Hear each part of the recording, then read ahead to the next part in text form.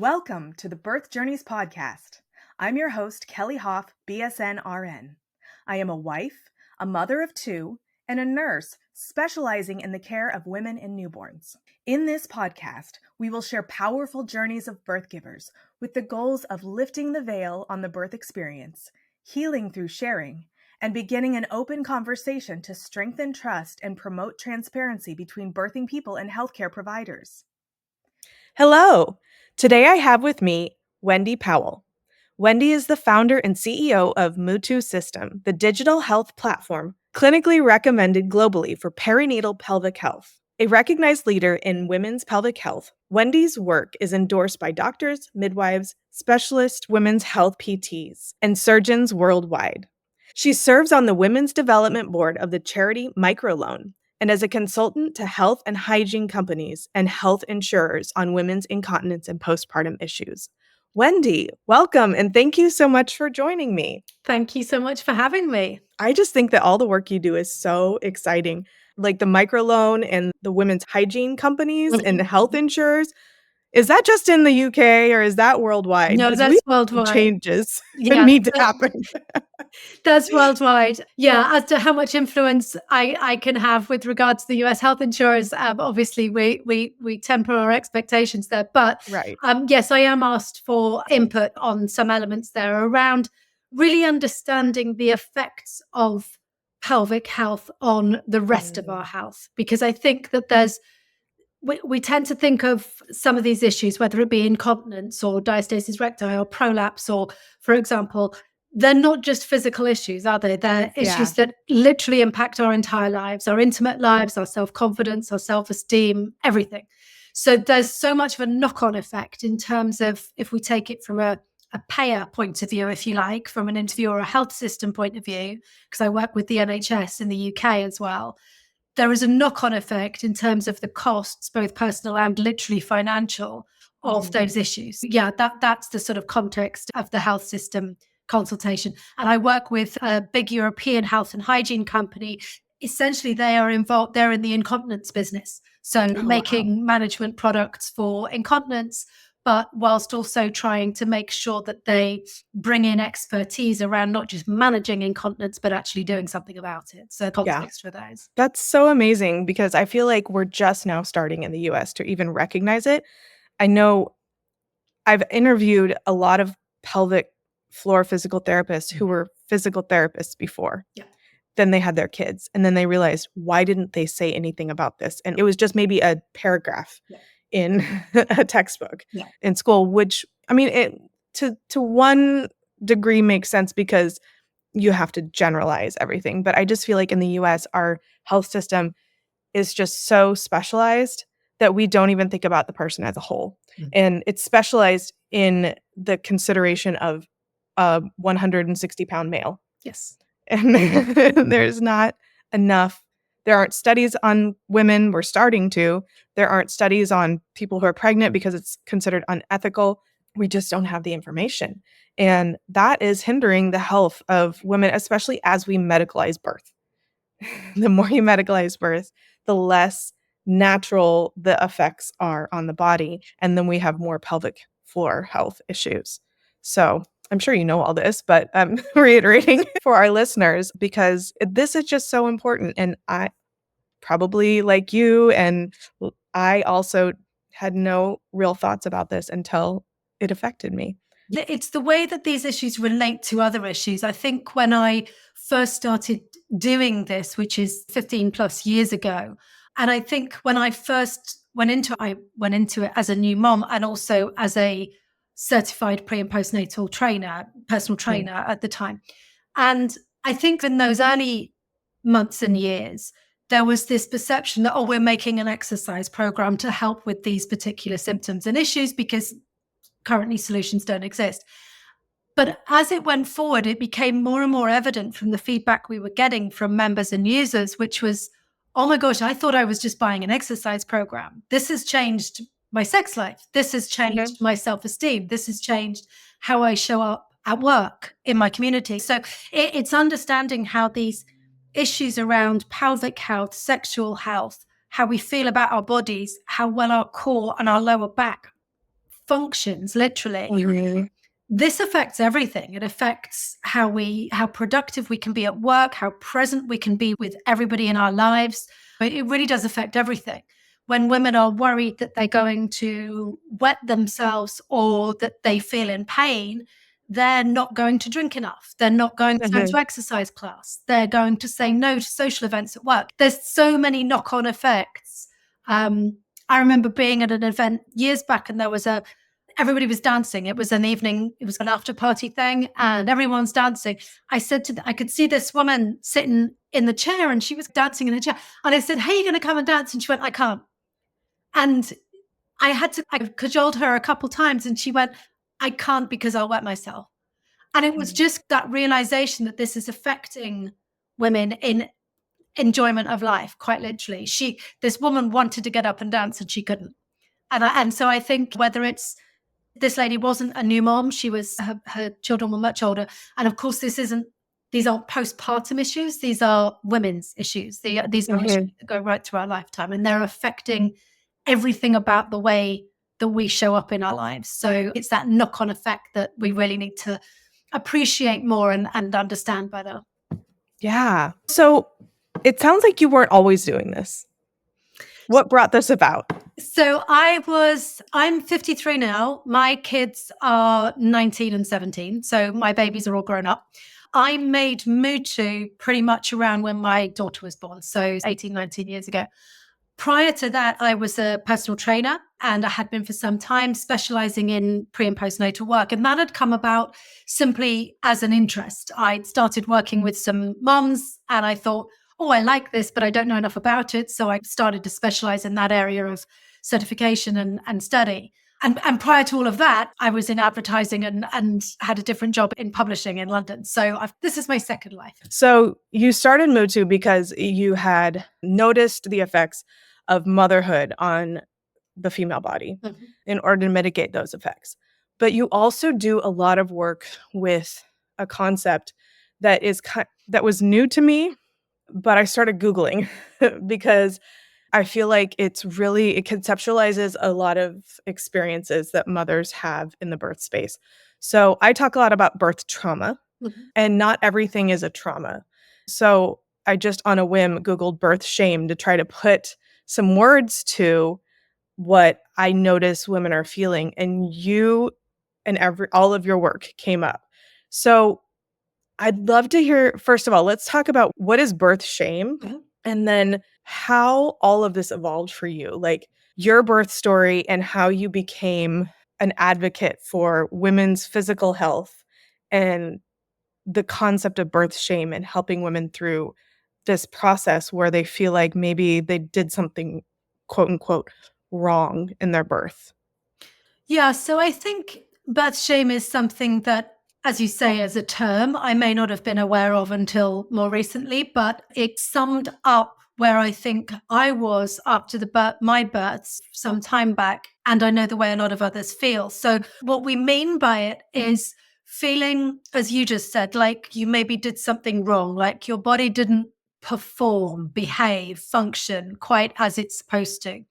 We're fed two narratives, aren't we? On the one hand, birth is this, which obviously it is, an entirely natural procedure, an entirely natural process. And we're fed this belief in a way that it's supposed to feel very instinctive, very intuitive. It's supposed to happen very naturally. But on the other hand, that's not actually most of our experience. And depending on where we live, it may be absolutely the opposite of our experience. And so I think when things don't work out or turn out the way maybe you thought they would, then many women feel like they somehow failed at that, like they didn't do a good enough job. And also feeling like they should have done something differently. And also feeling like this isn't as instinctive or intuitive as I thought it was going to be. And then as we become new moms, again, we're supposed to know what our baby wants. We're supposed to know what our body's doing. Whereas actually everything, including our new baby, often feels entirely alien. We haven't got any idea what we're supposed to be feeling or doing. So I think that feeling of just feeling totally discombobulated, confused, overwhelmed, and feeling like everybody else has got it nailed and everybody else knows what they're doing and everybody else is just like flowing with it. And of course, that's not really the case. There's also that element of feeling, I think, physically almost broken. And I've heard that term a lot from women, especially if they did have a physically traumatic birth, in the sense of tears, interventions, other interventions that have meant that their power was taken away from them.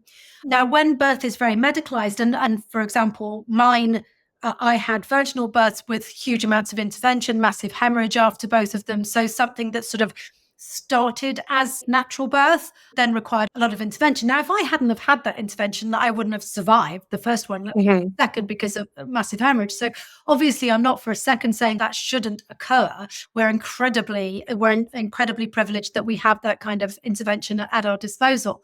It literally saves our lives. But what it means is that feeling of, this is out of my control. I need other people to take over this for me. I don't really understand what to do. My body doesn't really understand what to do. That continues on post-birth.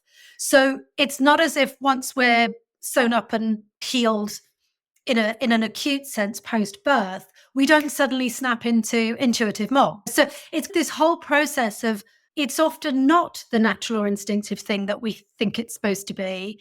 And when we don't feel that, we feel like we screwed it up and that we didn't do as good a job as we should have done. So I think that's where it comes from. And for me personally, what happened with me, as I said, I had massive hemorrhages after both of mine and required a lot of care afterwards. And at that time, I was a personal trainer, qualified in pre and postnatal work. So if anybody was supposed to know how to prepare their body and get through this and snap back and all those wonderful terms straight afterwards, I had, in theory, those tools and that knowledge and that education at my disposal. But I didn't feel any of those things. So not only did I feel those emotions I just described of feeling like I hadn't done a very good job at this, like I'd failed at it, but on top of that, kind of feeling quite bitter almost, that it was like, hang on, I did everything right. Like I did all the exercises. And so this whole feeling of what the heck just happened to me. What the heck with this body? I don't recognize. It doesn't feel like it used to. It doesn't respond like it used to. It doesn't. And I know that that's common to most of us post-birth. So I think that the shame term that you started that question with, I think it feeds into all of those things. I think it feeds into simply not feeling like you've got any idea what the heck just went on. And that goes on afterwards with regards to the symptoms that we deal with at Mutu, whether it be core, back, pelvic floor, all of these things. Your body doesn't respond to, for example, the exercise, the workout that you used to do. It doesn't do the same thing. It doesn't feel the same or look the same. With intimacy, with lifting things, so whether it's like, whoa, I just wet myself, or wow, that hurt, or that didn't feel like it was supposed to. All of these things just contribute to this process of feeling, I think, very out of control, very disempowered. So I think it all feeds into all of that stuff. Well, in addition, I feel like you're talking about what's happening to me and this should be natural. I feel like the medical community has this narrative where it's, see, I told you. Yeah. See, I knew you wouldn't be able to do it without us. And that's just so gross. And it's also afterwards, the gaslighting where it's, oh, that's normal. Welcome to motherhood. Yeah. Yes. And it needs to be addressed. Yes. It can be normalized so that you don't feel alone. Yes. But dismissing it leads to shame and doesn't lead to going through the steps that need to happen to fix the process. And I've heard, I'm not there, in other countries, that's part of the process of giving birth, namely France, from what I've been told. They require pelvic floor interventions. And I know Denmark requires mental health follow-ups, just from the mothers that I've talked to that are from there. So there's just so much that we're lacking. And as a result, I guess, we don't have the processes in place to be able to help moms the way that we need to. or the processes aren't in place because we dismiss them. It's like a chicken or the egg Yeah. situation. It's an entire culture. It's like the patriarchy. The medical patriarchy doesn't Yeah. address these issues. I'll respond with regards to you said about normalizing and how Mhm. I think that the conversation around a lot of these issues, especially incontinence, for example, bladder leaks, there is this narrative that it's normal. There is this narrative that this is what happens when you've had a baby. Like you said, welcome to motherhood. Doctors will say this to moms, let alone friends, moms, sisters, etc. So on the one hand, we're not prepared.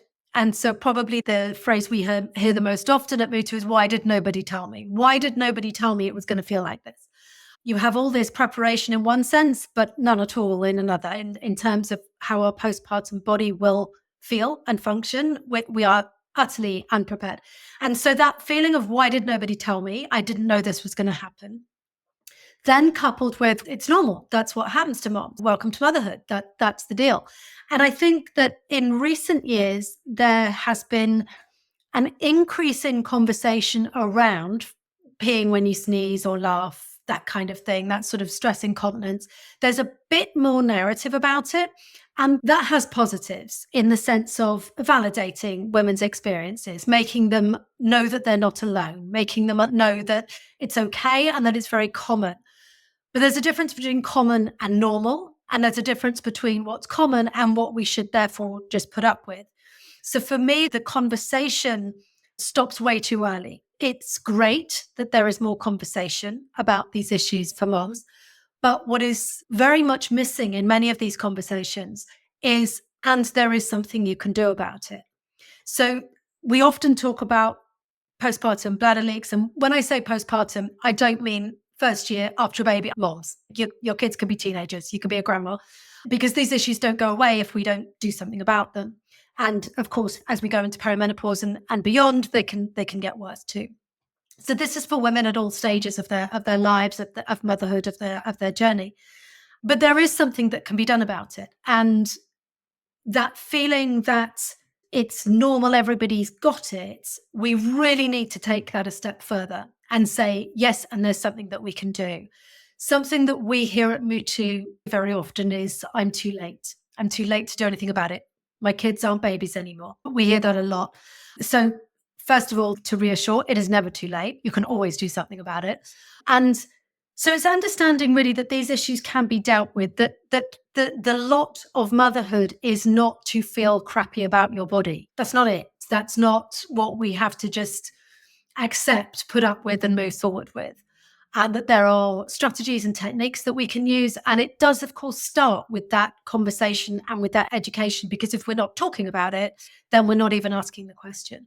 One of the things I know from a lot of the work we do with doctors, with clinicians, with medical systems, is the shocking, really, or appalling length of time it takes before most women will present to a medical professional with a problem such as this, and many never do.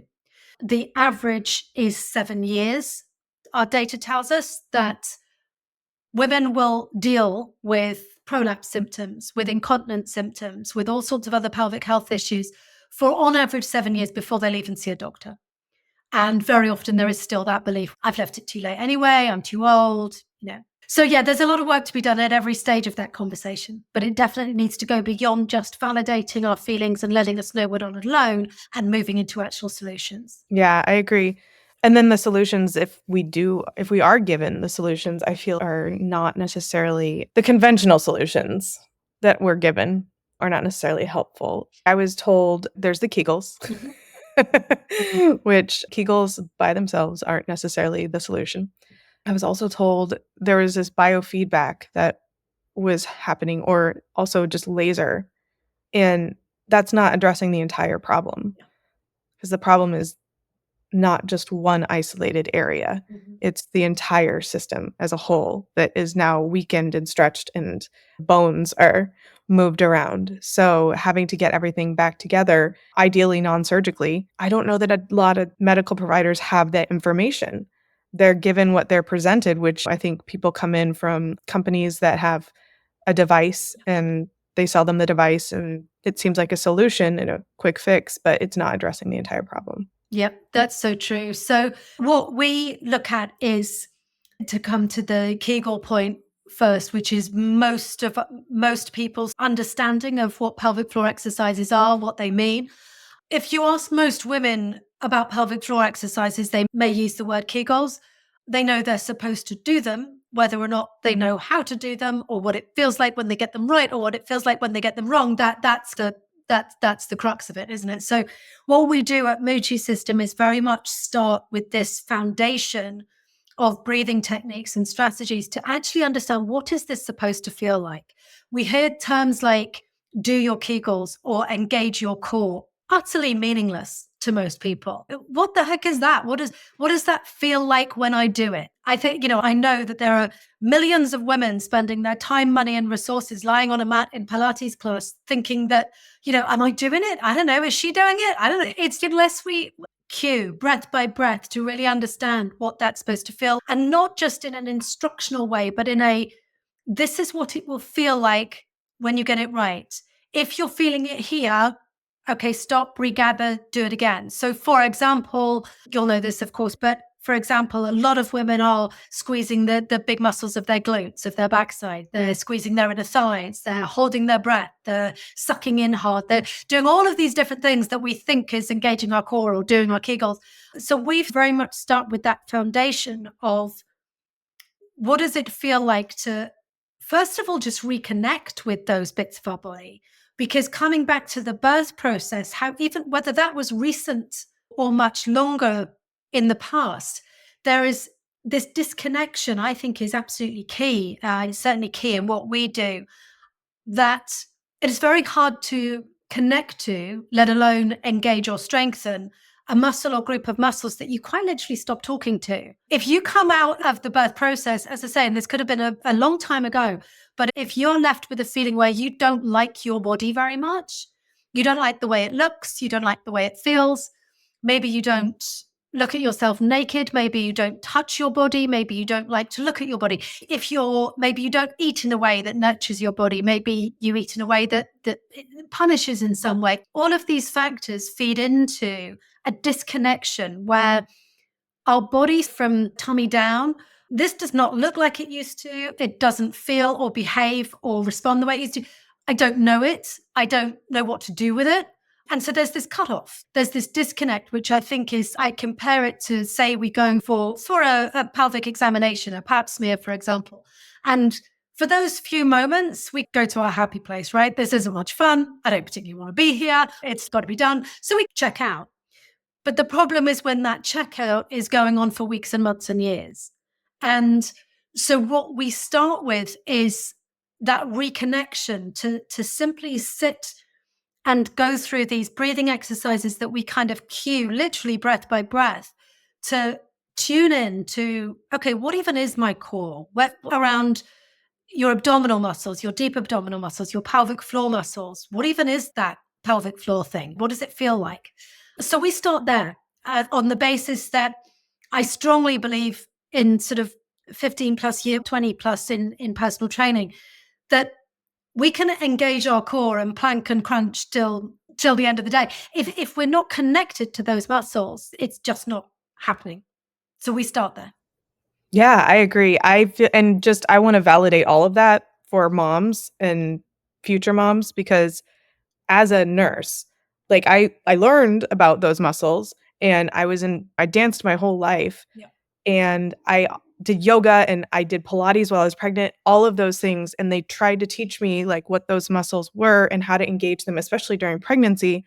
And I felt such a disconnect from the time that I started pushing to, I believe, when I started pelvic floor physical therapy again when my son was 4, because I did it when he was born, and that just wasn't the right time. Yeah. So I want to validate that too. If you can't do it right after birth, yeah, just don't. absolutely. Start slow if you need to. But I just remember like being at work, and where I'm a nurse, so where you hold your pee a long time. Yes. And just being like, God, I just sneezed, or I just laughed, or I just moved to bed. And I leaked a little. That's so annoying. Like, where are those muscles? Trying to connect with them. And every once in a while, I would get it. But even if you know when you're getting it, you don't know if you're getting it completely right, or you can't sustain it. Yeah. And so it really does take time to get to know your body again. And I think that is a huge part of why we don't know that we have to do this. And B, when we start, we feel like such a failure because this is so hard. And I'm just doing this one small movement with a breath. Yep. And I still don't know if I'm doing it right. And it can be long and tedious to try to reconnect with that part of your body to the extent that you feel like it's impossible. Yes. And so you really need guidance, and we need it to be accessible. And because, to be perfectly honest, pelvic floor physical therapy, at least in the States, is very expensive. If your insurance doesn't pay for it. And even if your insurance pays for it, they may not pay for a specific person that has time, that has appointments, and that has been doing it for a long time. And then the people that you do connect with that have been doing it for a long time, that are very skilled, have gotten sick of the insurance system here and are doing it outside of the insurance. And then it just turns into this whole process where it's just inaccessible. The system here in the UK might be different. The difficulty and lack of resources the same. So in the sense that I do a lot of work with GPs, with general practitioners, and they are so happy when they find out about something like Mutu, like a digital solution, like she can follow these exercises at home kind of thing. I've heard so often from doctors, oh my goodness, that's great. We just send them for surgery. I didn't know where else to send them. They don't even know that pelvic floor physiotherapy, physical therapy even exists. And that's not all, but it is definitely a proportion. And then when you do have those that know of it, again, long waiting lists or expensive to go to do it privately, whatever. So there just isn't the resource to do that. Mm-hmm. And we do a lot of work with pelvic health physical therapists all around the world. And it's that perfect sort of complement in the sense that if you are seeing a physio, which is great, and if you are seeing a physio that specializes in pelvic health, again, even that varies. Like they call them women's health physical therapists or pelvic health. Some do internal work, some don't. Biofeedback, some will do that, some won't. So you're not really even guaranteed that you're going to be getting the same sort of diagnoses or tests either. Mm-hmm. And when you do, like you say, it's hard to get that appointment. It can be expensive to get that consultation. And when you do, it's one session or a handful of sessions. These are techniques for life. These are techniques for, we are lifting our kids and doing life every day. We need our floor, we need our pelvic floor. And an instruction we were given in clinic once or twice, it's often just not adequate. We really need that ongoing nudge, that ongoing reminder, that ongoing sort of cue, and somewhere to revisit to like, how do I do this again? What's it supposed to feel like? Because it become unnatural. I think a lot of people start with something like our program and they're like, heck, apparently I can't even breathe. Sort of just understanding, because if you've got a background in yoga or in dance, like you said, or whatever your background, there may be postural habits. For example, somebody that's done ballet training or military training. There's so many different things that affect our postural alignment and all of these things that affect the way that our core and pelvic floor works. All of these things are, as you said, they are all related. They all work together. So we really need that check-in and that understanding of how our whole body works. And so a solution that one might buy privately, such as a device, obviously have their place. Far be it from me to criticize anybody or anything that is genuinely helping women with these situations. But what we come across too is that, for example, an internal device is simply not appropriate or desired by many people. There are multiple reasons: sexual trauma, religious reasons, cultural reasons, and sheer expense. There are many reasons why an app-based internal device is not going to cut it. So yeah, that we need the conversation. We need it to be a fully rounded one, so that it's not just about an isolated muscle or set of muscles, and that it's about literally the way we live and lift and work and walk every day. Yeah, I really love that as a personal trainer, you're addressing this. What we normally, I don't know that even it was ever given to me as an option to have a personal trainer help me with this. I have since hired personal trainers who have helped me with this. It's like that wasn't the point, but they're like, oh, you have this issue? Yep. Oh, look at your posture. Oh, look at all these things. Oh, you're having pain here? We need to work on your pelvic health. So just getting the knowledge out there, first of all, that an exercise therapist that has this knowledge could help you with this is first. And the consideration that maybe that might be the first place to start. And then if that's not helping, you might need more interventions. It's like, where are we attacking the problem from? Yeah. The least invasive might be, and I'm just throwing this out there, I'm not trying to tell people how to diagnose and treat their condition. You may want to try a exercise program geared towards pelvic health before you jump into surgery. So it's like we have it flipped. We might want to try the least invasive option before we start getting, because the surgery comes with a lot of potential side effects that could make the problem worse if you haven't tried those other options. And also you're not addressing the full problem. Like you may get a bladder sling, but how's your core? Yeah. Exactly. And I think too, Kelly, it's really important too to not see that journey as a necessarily linear one, in the sense that, for example, I remember a client coming to me years back. We were talking and she said, oh, I feel like a fraud. I feel like I've cheated. I said, what do you mean? And she said, oh, I'm ashamed. She was embarrassed that she'd had a mommy makeover, that she'd had some work done. And I was like, that's crazy. And whether that be for aesthetic reasons and or for functional ones, zero judgment on that from this end. But these things can complement each other. So we do a lot of work as well with, hey, it might be that you need surgery, that you need some surgical intervention for your prolapse, for your incontinence, for your hernia, whatever it might be. If you do the work, as it were, if you do that non-interventionist work to prepare for that, then you have a better chance of a successful surgery and not needing it done again. The way I understand it is that I'm told by clinicians we work with that sort of pressure-related surgeries, i.e. such as umbilical hernia, such as some prolapse surgeries, are the most redone surgeries. And that's because we haven't addressed the problem. We've just, so coming back to the alignment and posture issues we were talking about, unless we're addressing that whole situation that caused that hernia, diastasis recti, prolapse, bladder leak, whatever it was in the first place, and often those things are of course related. If we're not addressing the cause of those things, then surgery is less likely to be as satisfactory in terms of its outcomes too. So practicing those strategies, those breathing strategies, understanding the way your core and your pelvic floor works leading up to a surgery that may or may not need to be done.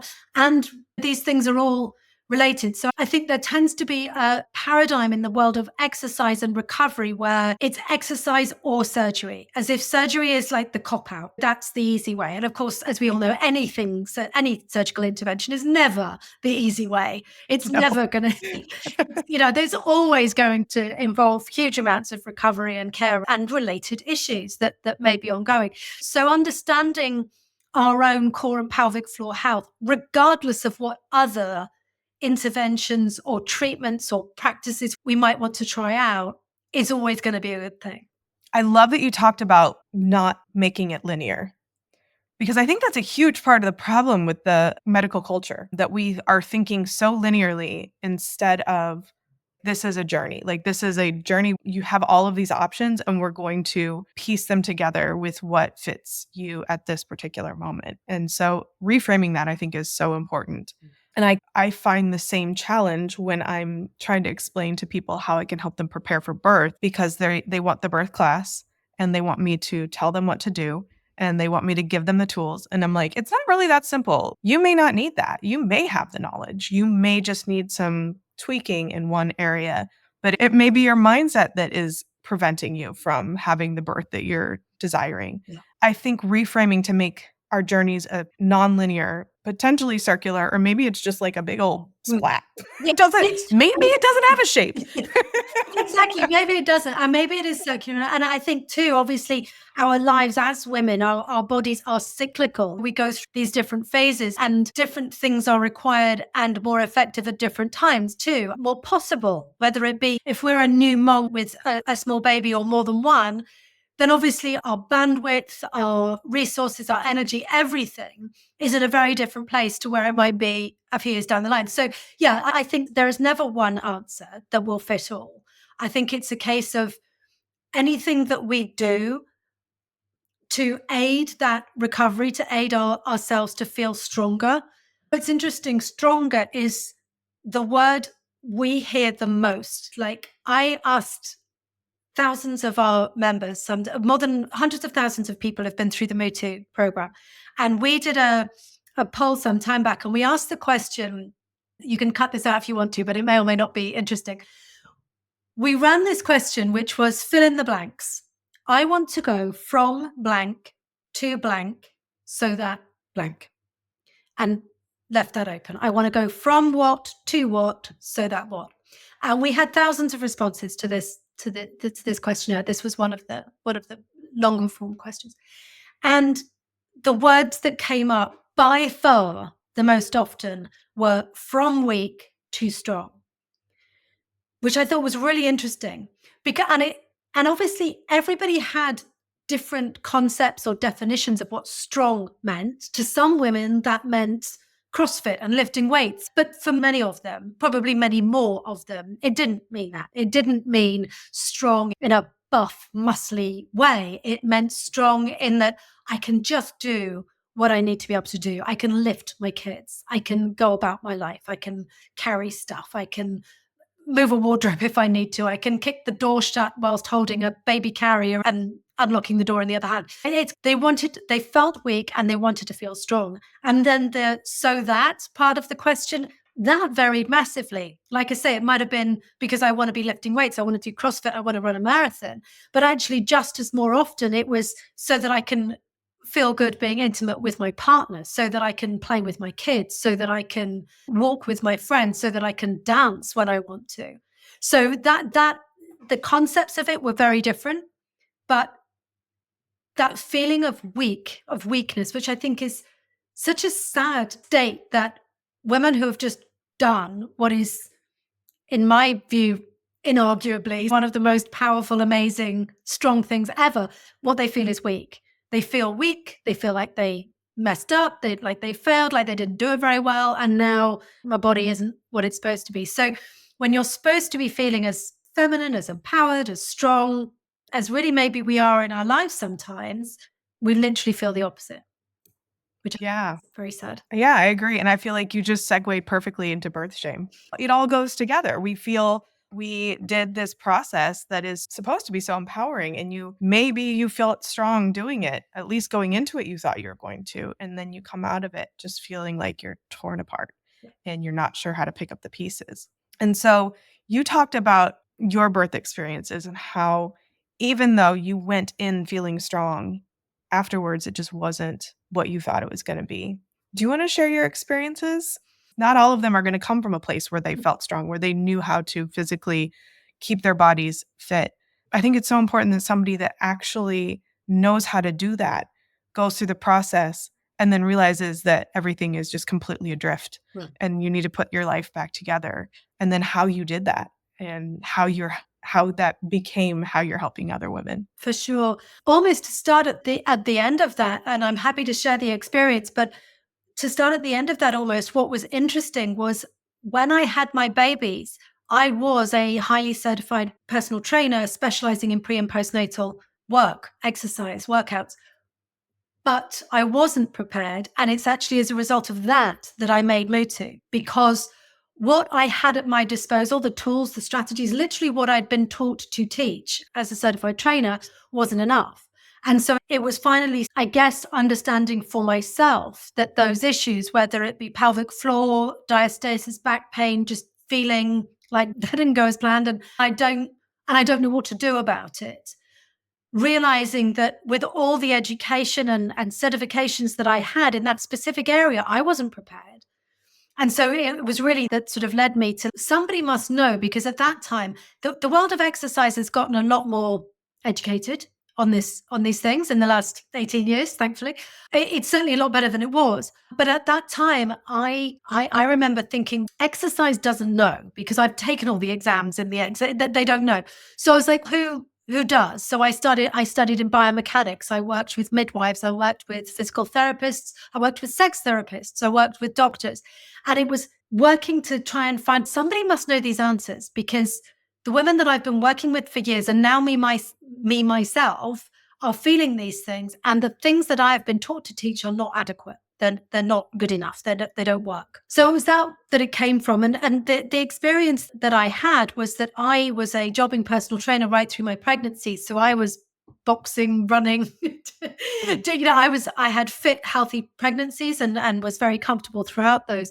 And then what happened during my birth was basically just very prolonged labor, which then resulted in intervention in the form of ventouse and vacuum extraction and cutting, and then a long recovery and massive postpartum hemorrhage in between. And I had my son was less than 20 months post my daughter's, and literally the same thing happened again.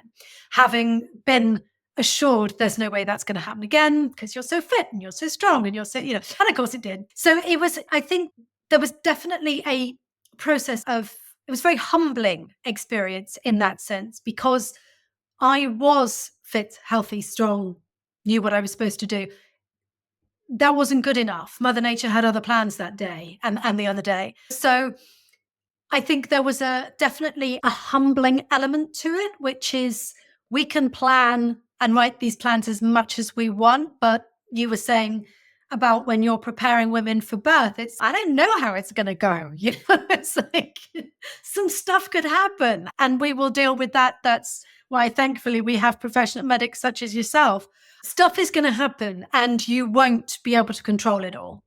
And I think it's understanding that. And then, as we talked about, getting into that place afterwards where we can provide women with the guidance and the knowledge and the care and the nurturing and the support that they need, but whilst also handing back that power, if you like, because their bodies are theirs to fix. And there's so much misinformation. There's too much information. It's overwhelming. And despite the vast amount of information that we, of course, now have at our disposal about diastasis recti, that's a classic. My goodness, I don't even know how many articles and things are written about that and what you can and can't do and shouldn't do. The more information there is, the more confused women are. And so I think to try to provide, which is what we're doing at Mutu System, and many other great providers are too, which is to try to provide that sane, trusted place and to empower her to start to trust herself again, to trust her body.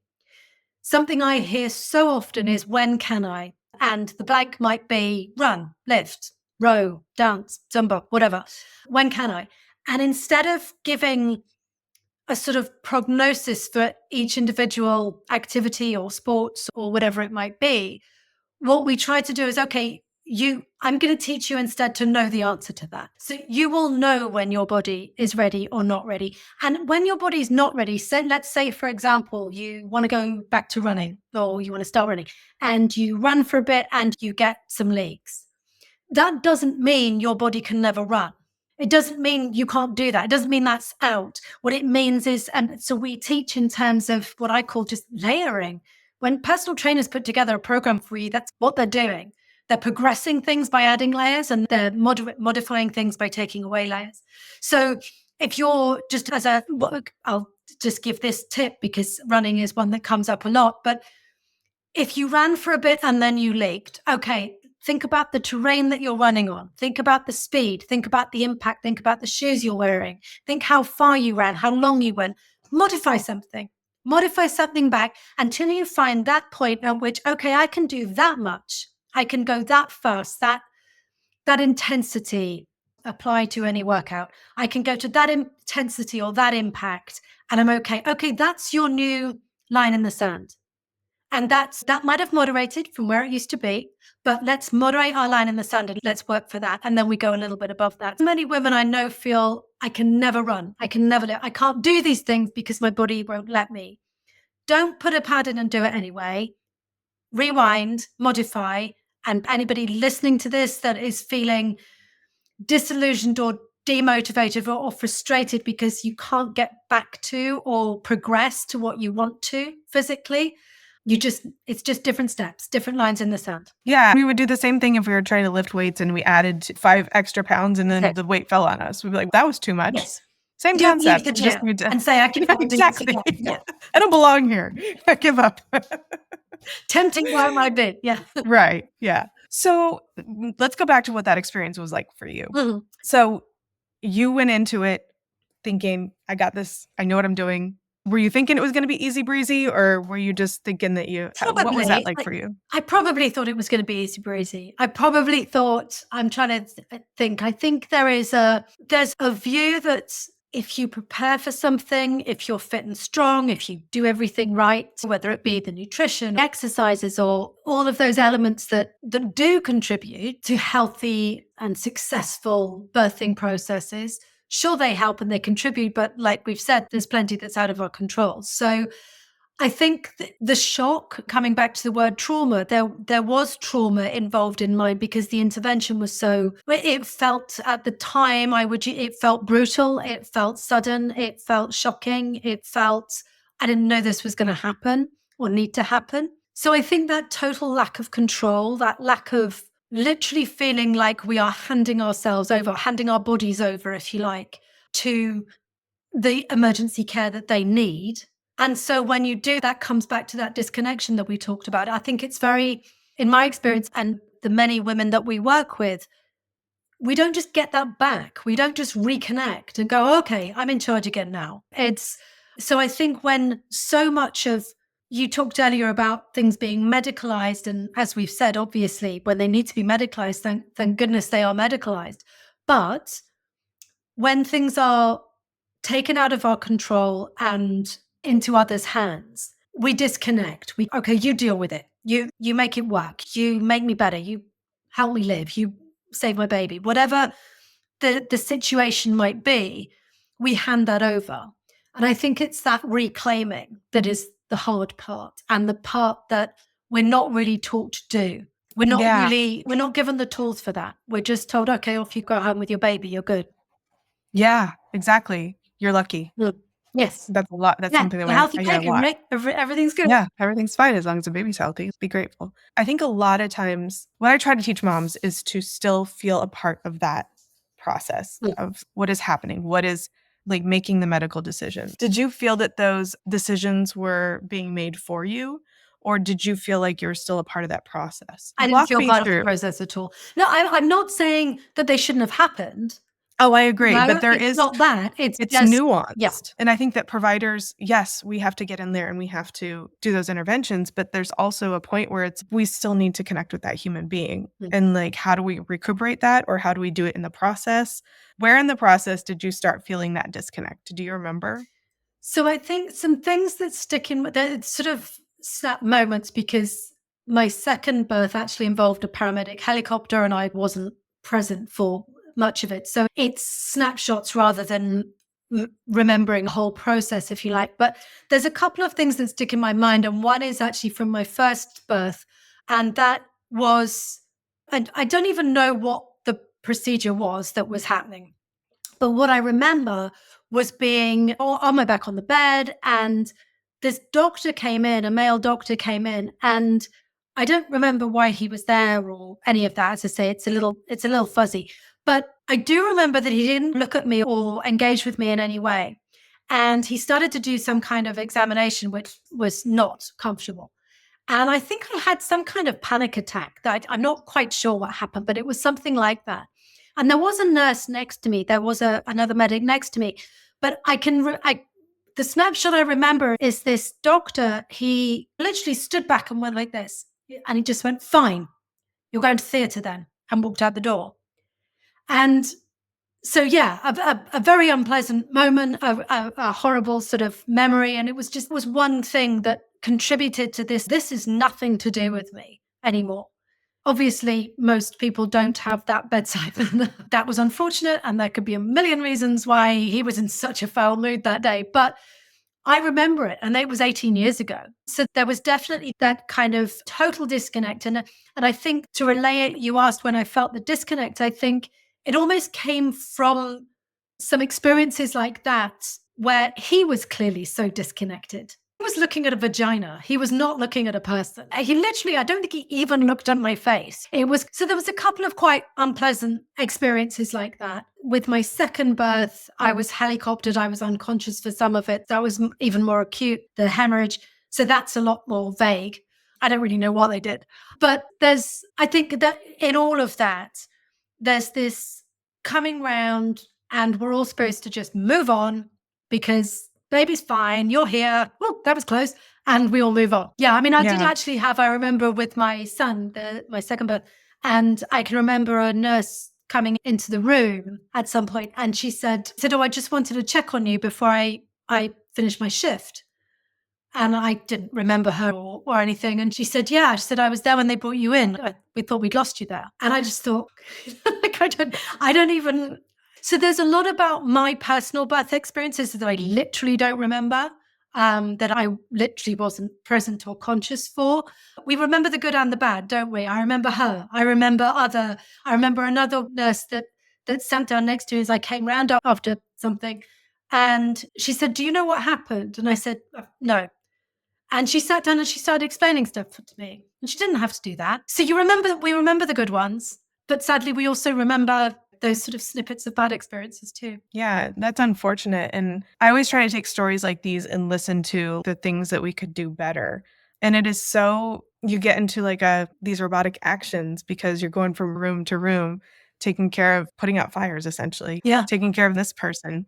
I feel like, and hopefully we're talking to the patient, right? But I feel like it is very easy once you've done all the things, cleaned up the room, gotten everybody situated, to forget to say, do you know what happened? And that is so important, because especially if you're not conscious for it, my gosh, those are answers that you need, even if you're going to go on and get therapy for it.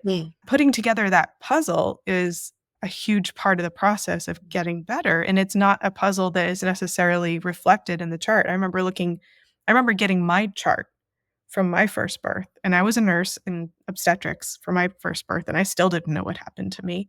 And it had a few answers. I was able to make peace with it, but there's still stuff that I don't know. And I was ashamed to ask because stuff happened to me that I found out about later. So like my doctor gave me an episiotomy and didn't tell me. So it was like, that's interesting. Yeah. It's so awkward to confront somebody after that's happened. I never got to see that doctor again. So just remembering to humanize and talk to the human, and then debrief is so important, to talk about what happened and why we couldn't talk to you in that moment if that was what was going on, all of that stuff.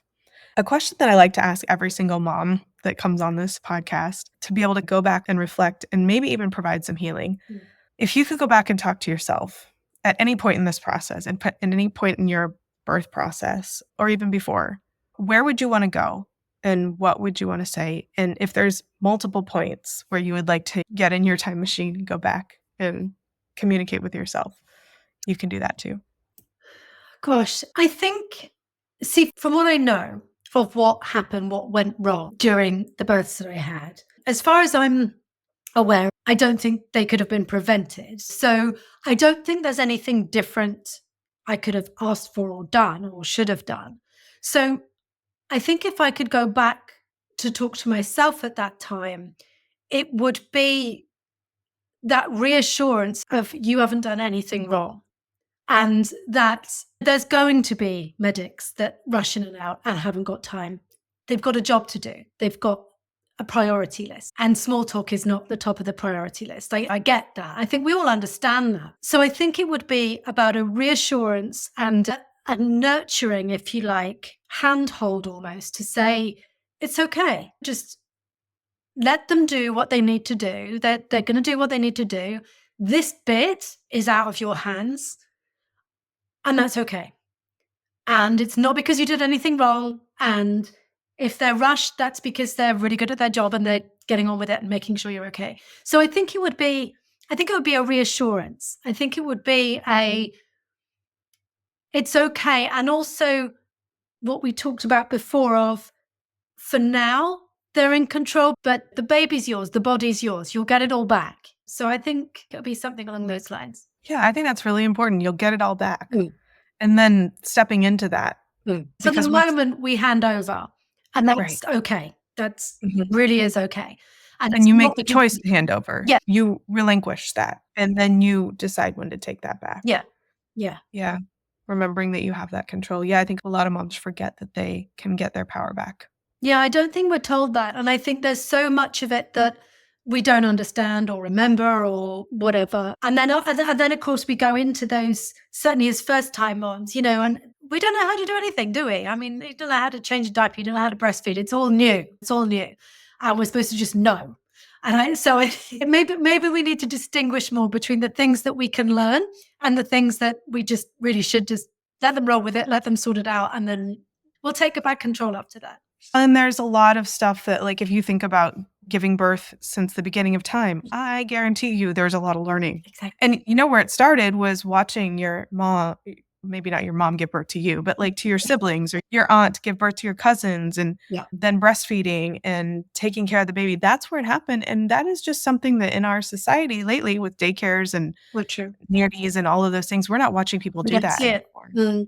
So that's why we don't know. It has nothing to do with instinct. Yeah. There's a lot of learned behaviors that are not being passed down nowadays. And it's important to give yourself that grace and realize that is a skill set that you may need to go out and learn and not have shame about. Well, Wendy, I have really enjoyed speaking with you. This has been very enlightening. Is there anything that we didn't cover that you wanted to talk about before we go? I don't think so. Is there anything do you want me to explain what Mutu is? Yes, that was going to be my next question. Yeah. And how do we connect with you so that we can take advantage of all of the assets that you have available to help moms get their bodies back? Absolutely. So you can find Mutu at mutusystem.com and on all the social platforms. Let me explain what Mutu is. It's a digital program of exercises and strategies that you can start whenever you like, whether it be in the first week after you've given birth or many years later, it doesn't matter. It's not a hard exercise program. Don't worry if you're worried that you won't be able to do it. This is about the foundations that you can build on to do anything else you want to do. So whether you are an absolute non-exerciser or whether you're a marathon runner or a CrossFitter, Mutu is appropriate for you to build those foundations that you can build on. So it's really easy to follow. You do it on your phone, on your cell phone, on your iPad, on your whatever device you want to, smart TV, whatever. And you just follow really beautiful videos showing you some basic exercises that progress over a period of a few progressions and modules, teaching you how to find, connect with, and then strengthen your pelvic floor and your core. So you can go from there to do whatever it is that you want to do. So we are all about reconnecting you, strengthening you, so that you can go forward with your life and whatever activity you choose. So you find us at mutusystem.com. There's a 10-day free trial. So it's super easy to jump in and see if it's for you. 10-day free trial, sign up for that. If you like that, after that, it's a monthly or an annual membership. That's amazing. Is this something that moms can do before they deliver or even just in preparation for pregnancy? Yeah. In fact, that's a great idea. It's something that we touched on earlier is how hard it is to know if you're doing, for example, pelvic floor exercises correctly post-birth. Now, if the first time you try to find your pelvic floor is when you've just pushed a baby out of it, that's probably not the easiest time to find your pelvic floor. Please, if this is reaching you before birth, then yes, it's absolutely appropriate. So we have modifications in the program for pregnancy, for later pregnancy as well. So positional changes, that kind of thing.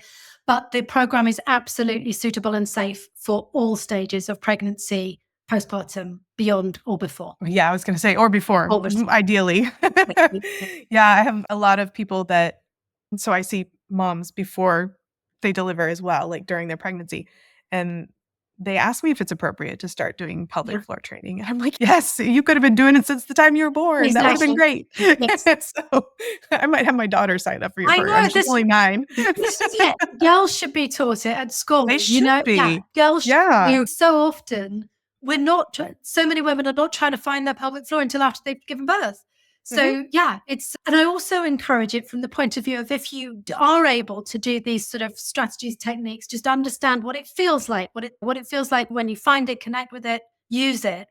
It means that post-birth, you're not going to feel things quite so easily at first. So if you have a vaginal birth, certainly if there's intervention along with that, you're not going to feel the muscles of your pelvic floor so well.